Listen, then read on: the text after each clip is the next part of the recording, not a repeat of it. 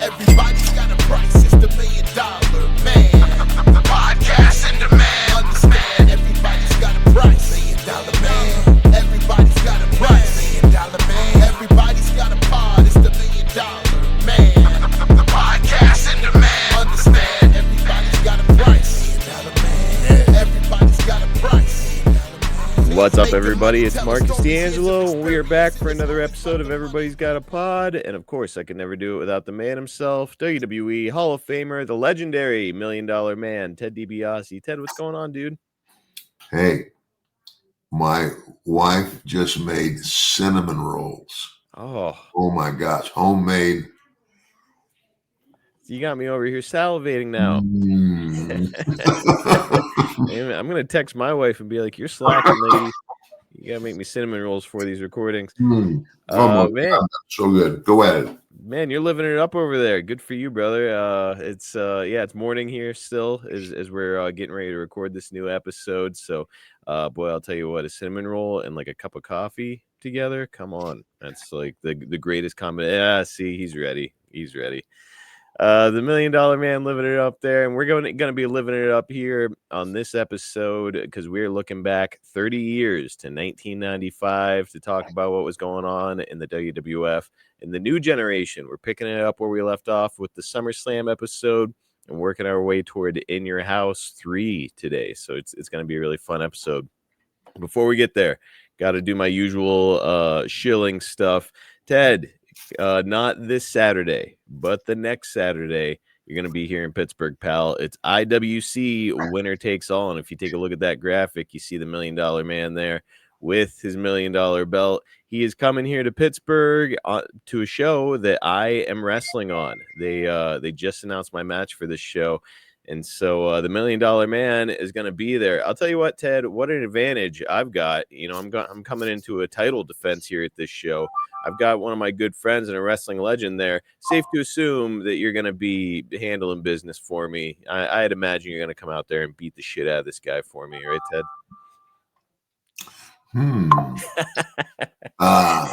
Everybody's got a price, buddy. That's my man.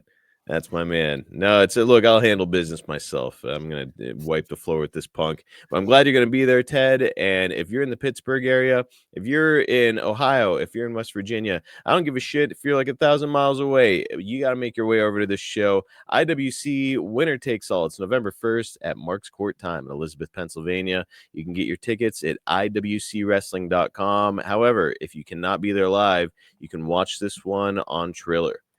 Okay, so with that out of the way, Ted, let's go ahead and get into our subject. Again, it's a look back to 1995 and your time as a manager managing the $1 Million corporation there. And you know what? Let's start here. I saw something pretty interesting in the September 4th edition of The Observer. That Meltzer reported that the Eliminators, a tag team from ECW composed of Perry Saturn and John Kronus, had come in for a tryout. The reason I bring this up is that Meltzer reports that the boys wouldn't let these two into the locker room. So the two were actually forced to get changed in the boiler room of the building. And Ted, this is not the first time that I've heard about talents not allowing outsiders, people that they perceived as outsiders, into the locker room. Ted, do you remember any instances when you're coming up in wrestling or when you were an active wrestler when the boys wouldn't allow people to come into the locker room? I can see that. Yeah. Yeah. I mean, you know, the sacred place is the dressing room. And you know, if you're just a wannabe and then you're just trying to get seen, well, you're there trying to get seen, but it gives you absolutely. I mean, why should you even think you would be welcome in that dressing room? Interesting. So even though that, you know, these aren't fans or anything like that, these are active professional wrestlers, but you're saying it. Well, you said they're active professional wrestlers, but they're active professional wrestlers wrestling for some other organization, not the WWE. Mm-hmm. And you know, just because they're wrestlers, they they feel like they can just walk into the dressing room? No. I'd be the first one to grab him by the seat of his pants and throw him out. You know, How about like that? you have to earn the right to come in this dressing room. Fair enough. You know, I think that a lot of fans, read a report like that and they're like, "What a fucking toxic atmosphere these wrestlers." You know, it's Perry Saturn and John Cronus. They wouldn't let him in the locker room. Like, can't believe that. But to your point, Ted, if you're not with the company, you're essentially a competitor coming in, trying to take somebody's spot, right? Yeah, that's just. I'm sorry, that's just bullshit. You know, hey, I'm so and so. You know, and I'm getting a tryout. Well, you know what? The tryouts out there. Get your ass out of here. Until you earn the right to be in here, you're not in here. There's the door. All right. Hey, you made it make sense. Like, again, as me just objectively reading it when I was doing the notes, I was like, that's kind of immature. These guys not letting, a couple tryouts into the locker room. But the way that you just described it makes it make more sense to me. So appreciate your perspective on it. Well, yeah. I mean, you're not part of the family yet. Well, on the other channel, Ted, WCW is going to debut their Monday night show Nitro here in September of 1995. So this is a really big period in professional wrestling. Yeah. So this is the first real shot that's going to be fired in the Monday Night Wars, because now Raw is not running unopposed anymore.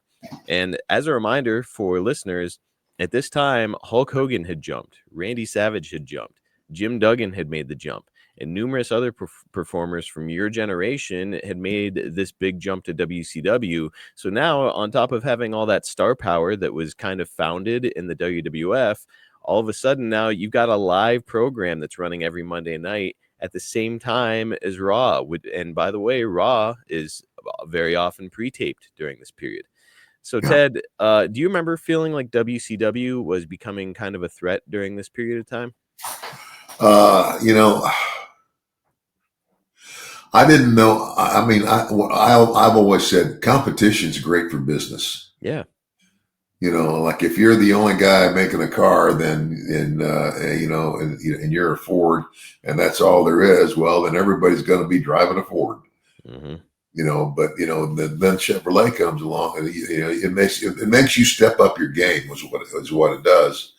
And the one thing that the Wrestling Wars did is it made a way for wrestlers to get guaranteed deals.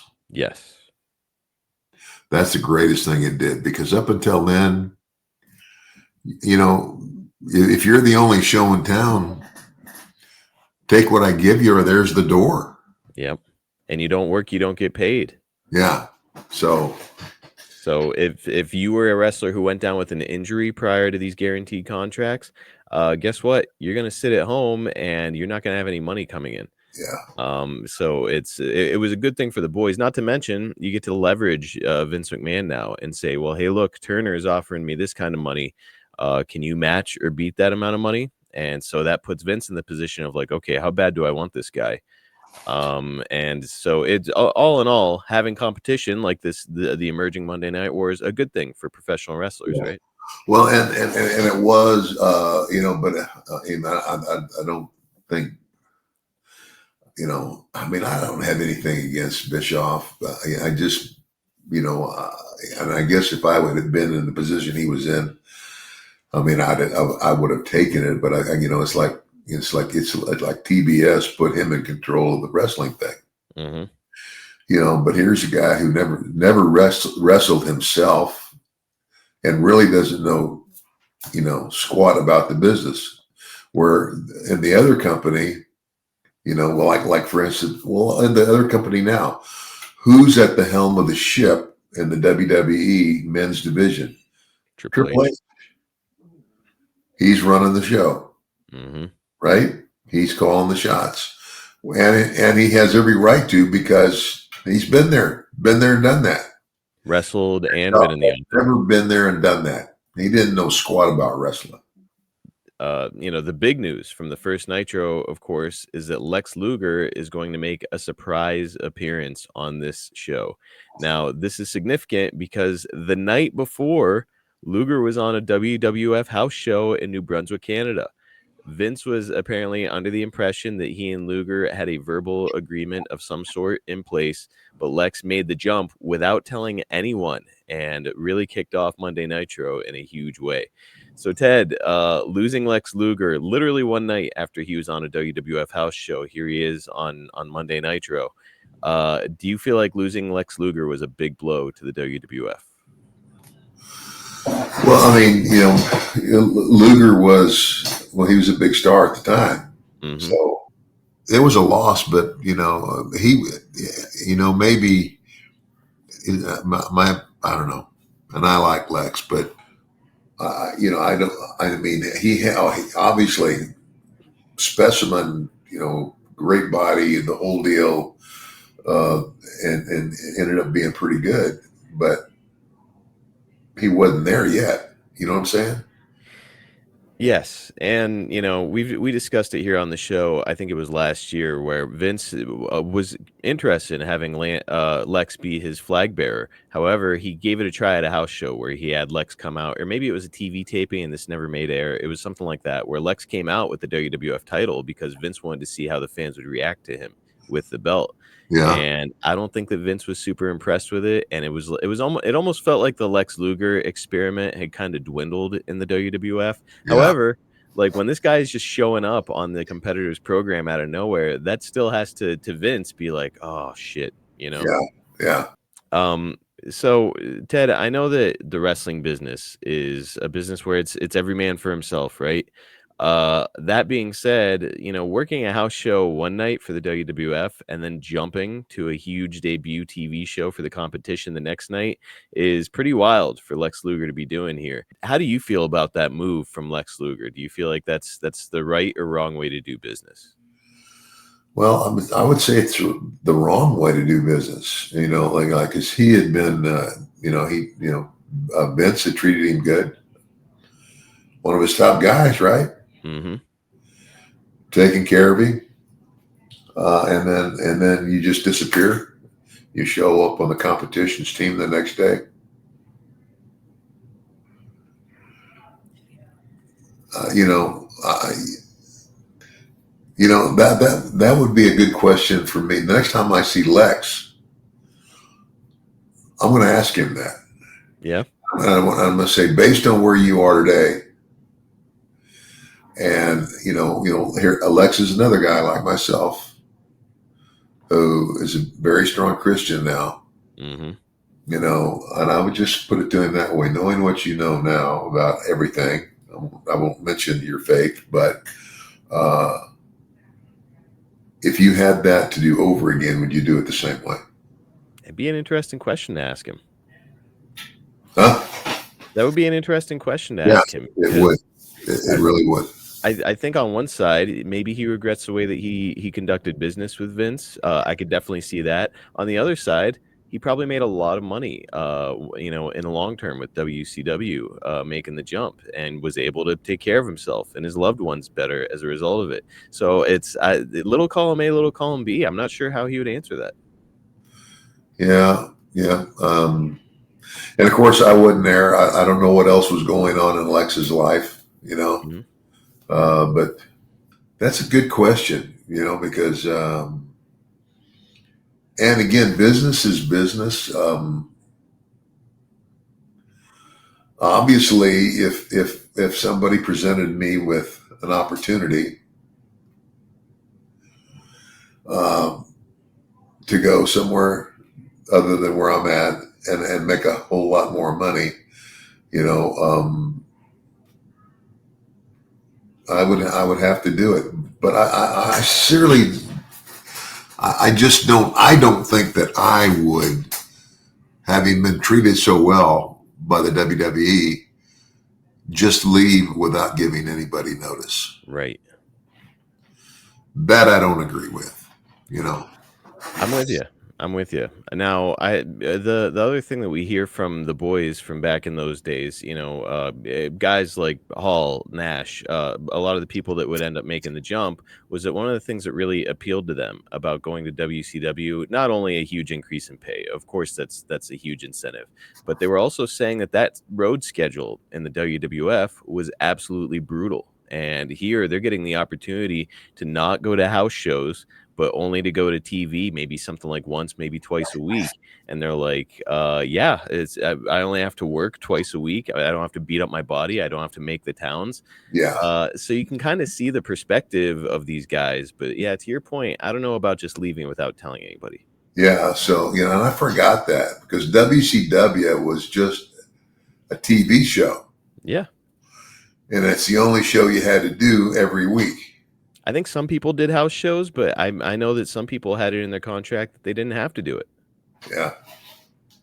So there's an argument to be made. I can certainly see both sides of it. Well, I know this. I did make the switch. Okay. Mm-hmm. It's the first time I had what I would say was a even-sided contract. You know what I'm saying? Where it's that's a great way to put it. It was laid out, okay, and I had a 3-year contract. Whether I'm there or not, I get paid. Yep. Right. And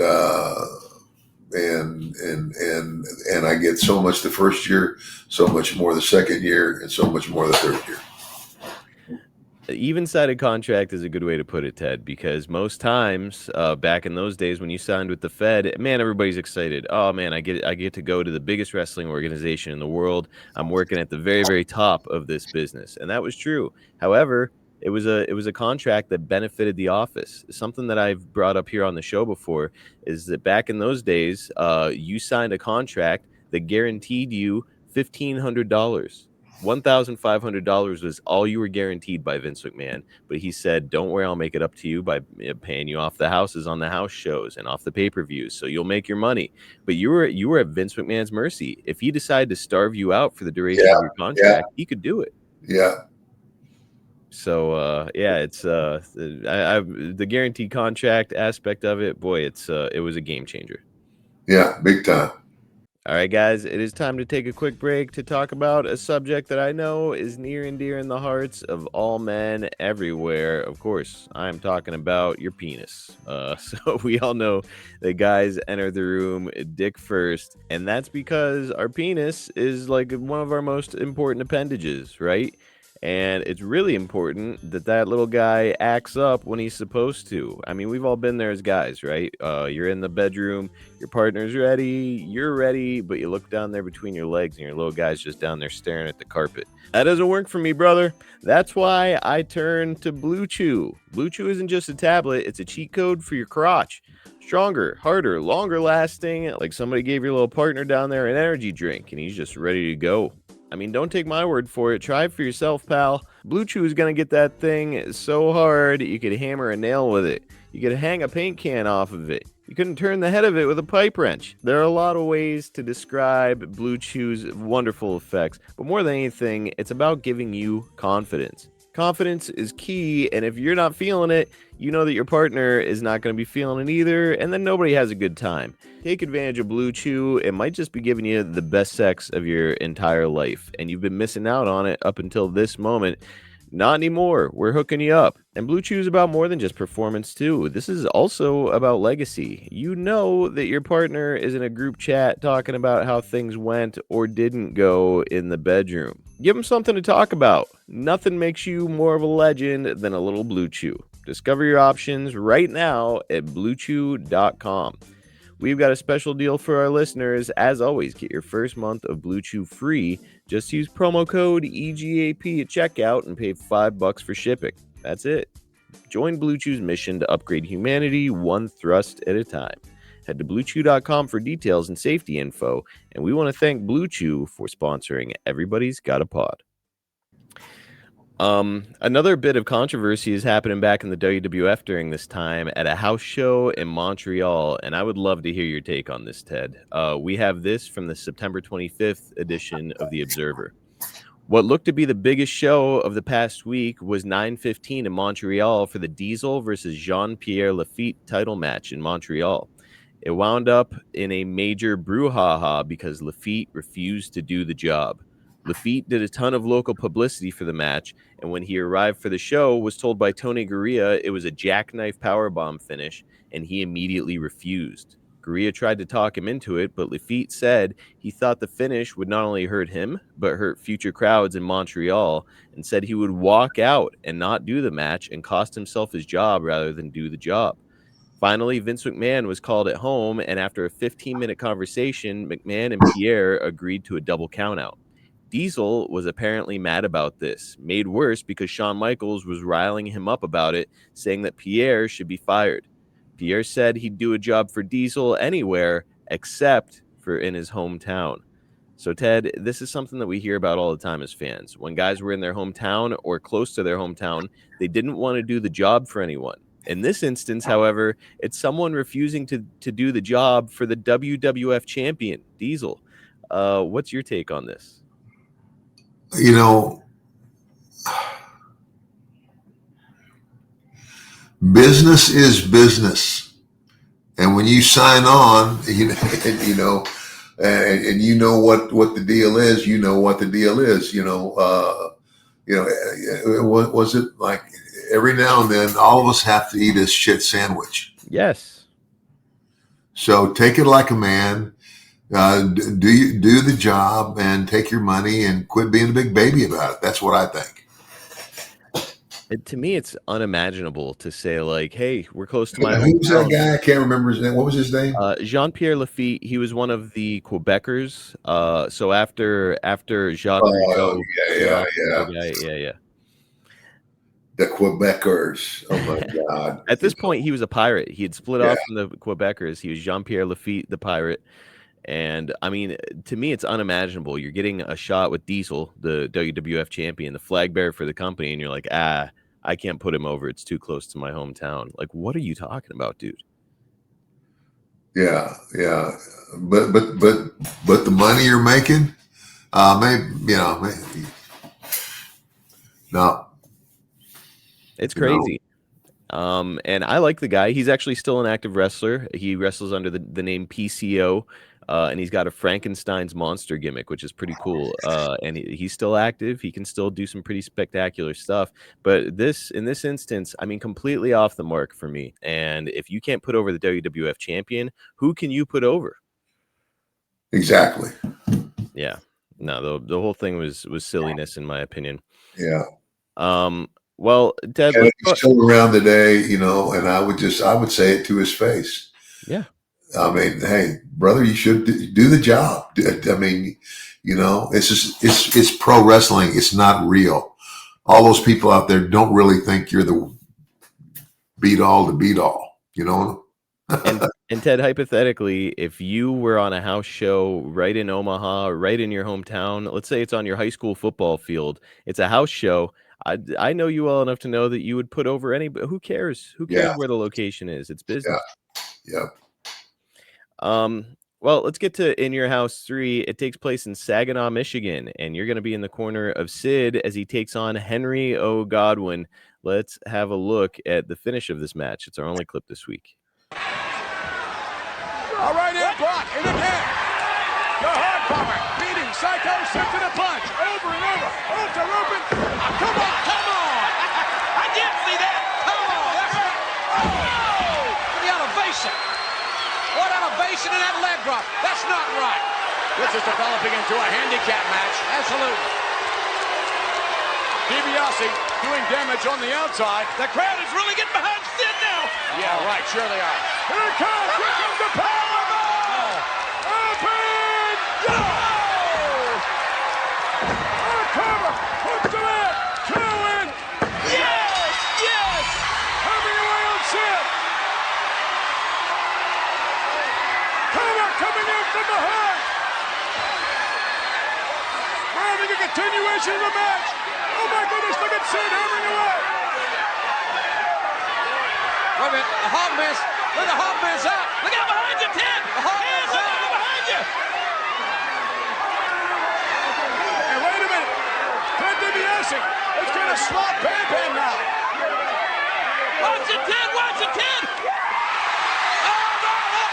No.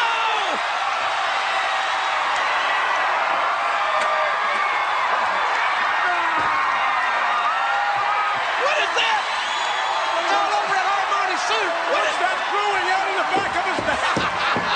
Okay. It's roughage. It's roughage. Okay. Yeah, well, you got the slop bucket there at the end of the video. What'd you think? It looked good now. It was good timing on everything, I gotta say. Henry, Oh there at gosh, the right time. man. Unreal. Pretty funny stuff. What did you think about taking the slop bucket overall? Probably not something you love doing, I would imagine. Hey, you know what? Business is business, buddy. Mm-hmm. Yeah, it's. I mean, as long as it goes with the character that I'm supposed to have, you know, good.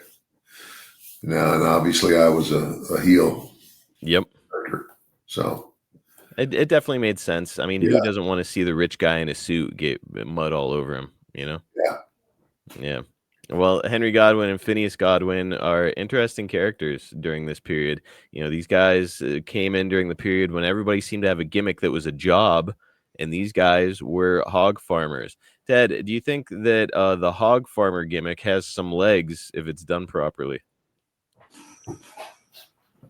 you know, some, but not a lot. Right. Yeah, it's It's kind of like you know, like one of the biggest wrestlers that ever wrestled was Haystack Calhoun. Yeah, that's true. I don't know. I can't remember how tall he was, but what did he weigh? Oh man, he was like over 500 pounds or something. 500 pounds. Yeah, he was a big boy. Yeah. You know, how are you gonna you just bounce off of him?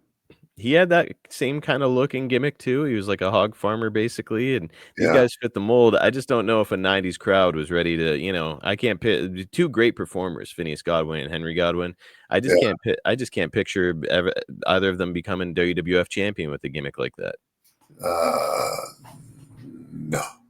Not very likely. But again, certainly not burying either performer. They're both talented, capable guys. Actually, Henry Godwinn is still an active wrestler, and he's done some appearances with the company I work for, IWC, here in Pittsburgh.